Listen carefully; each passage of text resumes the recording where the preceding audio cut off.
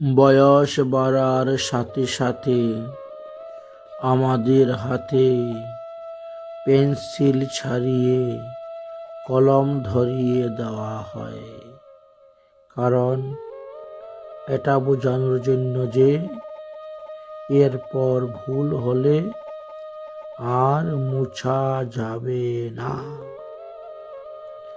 তাই জীবনে যাহা ভুল করেছ, ভবিষ্যতে সেই ভুল আর করতে যেও না।